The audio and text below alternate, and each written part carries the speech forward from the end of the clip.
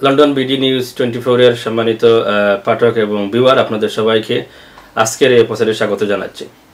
আমরা আজকে mainly focus করব ইংলিশ ল্যাঙ্গুয়েজ রিকোয়ারমেন্ট নিয়ে। আমরা গত মাসখানেক থেকে বেশ কিছু টেলিফোন কল পাচ্ছি, অনেক কিউয়ারি আমাদের কাছে আসতেছে যে 9 নভেম্বরের পর থেকে ইংলিশ রিকোয়ারমেন্ট কীরকম চেঞ্জ হচ্ছে এবং এনে একটা কমিউনিটিতে একটা আলোচনা হচ্ছে এবং যারা অ্যাপ্লিকেন্ট তাদের মধ্যে একটা সংখ্যা কাজ করতেছে।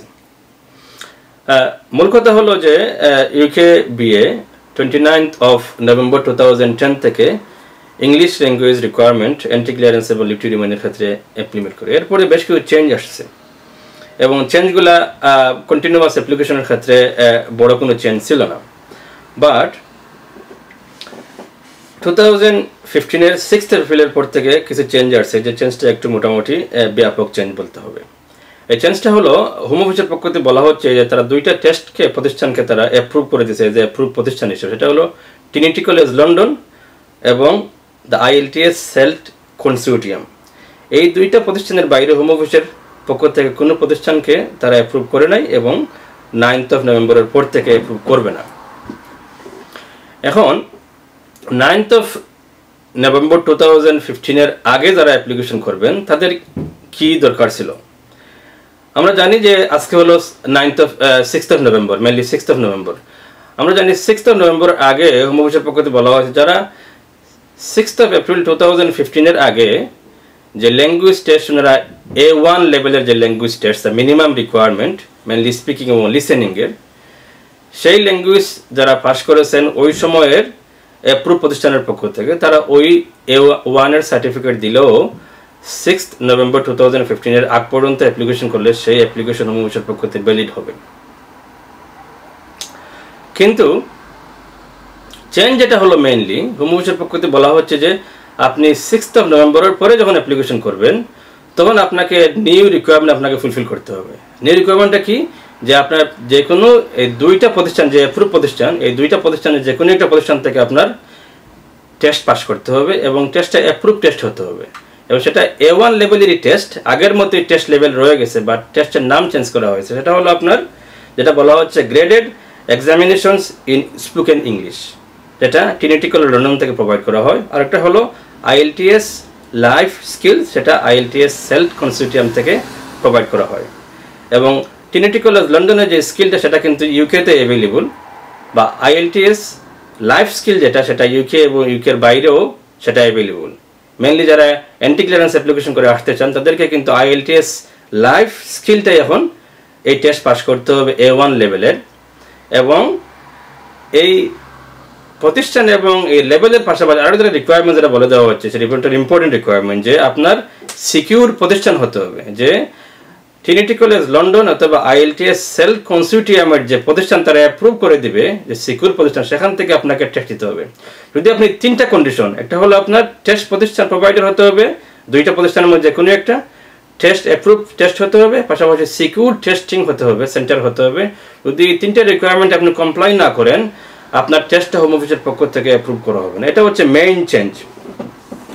এখন যারা আপনার A1 লেভেল টেস্ট পাস করেন নাই বা চাচ্ছেন অন্য ক্রাইটেরিয়ার মাধ্যমে ফুলফিল, সেটা হলো যারা ইংলিশ ল্যাঙ্গুয়েজ যাদের মেইনলি স্পোকেন ইংলিশ বা যারা ইংলিশ ন্যাশনাল, তাদেরকে কিন্তু A1 লেভেল পাস করতে হবে না। বা এদেশে যারা মনে করেন গ্র্যাজুয়েশন লেভেলে কোর্স করেছেন বা মাস্টার্স বা PhD করেছেন তাদেরকে কিন্তু A1 এই রিকোয়ারমেন্টটা এন্ট্রি ক্লিয়ারেন্স বা লিভ টু রিমেইনের অ্যাপ্লিকেশন ক্ষেত্রে সেটা কমপ্লাই করতে হবে না।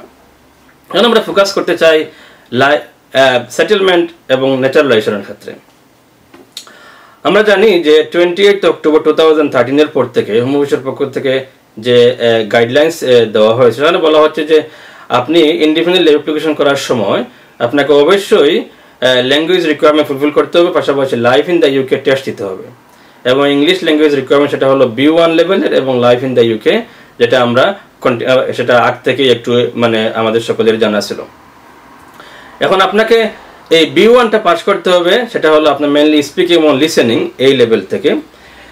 কিন্তু যারা মনে করেন আপনার B1 টেস্টটা আগে এক সময় দিয়ে দিচ্ছেন, সেটা হলো আপনার মনে করেন এন্ট্রি ক্লিয়ারেন্স অ্যাপ্লিকেশনের কথা দিয়েছেন, যারা টায়ার 2-র মাধ্যমে আসতে যাচ্ছেন বা আপনার অন্য কোনো লিভ টু রিমেইনের অ্যাপ্লিকেশনের সময় আপনি B1 সার্টিফিকেট আপনি সাবমিট করেছেন, ইনডিফিনিট লিভের সময় কিন্তু আপনার আবার B1 করার দরকার নাই।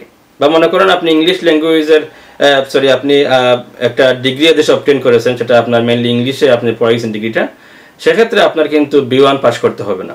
কিন্তু আপনার সেটেলমেন্টের সময় অ্যাপ্লিকেশন সময় আপনাকে অবশ্যই life in the UK pass করতে হবে। এটা হলো বেসিক রিকোয়ারমেন্ট সেটেলমেন্টের ক্ষেত্রে।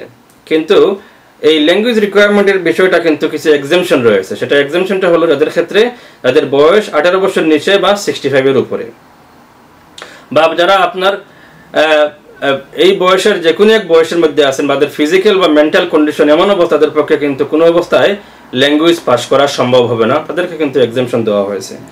পাশাপাশি যারা ডোমেস্টিক ভায়োলেন্সের শিকার বা যারা হাজব্যান্ড বা ওয়াইফ এদেশে আসার পরে মারা গেছে, তাদেরকে কিন্তু সেটা কমপ্লাই করতে হবে না।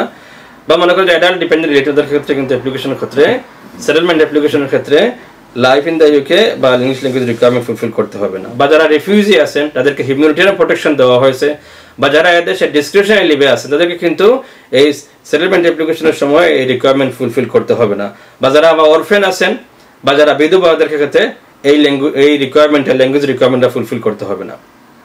বাট যদি আপনি যাদেরকে এক্সামশন দেওয়া হয়েছে ল্যাঙ্গুয়েজ রিকোয়ারমেন্ট থেকে সেটেলমেন্ট অ্যাপ্লিকেশন করার সময়, তারা যদি ন্যাচারালাইজেশন অ্যাপ্লিকেশন করতে চান, ব্রিটিশ সিটিজেন হতে চান, তাদেরকে কিন্তু B1